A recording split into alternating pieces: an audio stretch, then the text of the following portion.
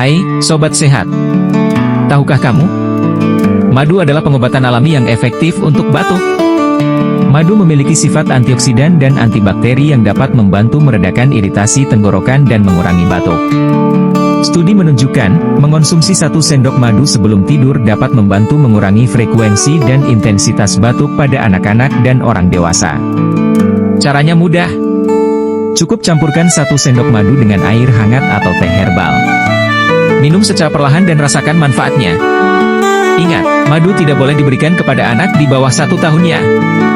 Cobain deh, madu alami untuk batukmu. Jangan lupa like, komen, dan share untuk info sehat lainnya. Sampai jumpa.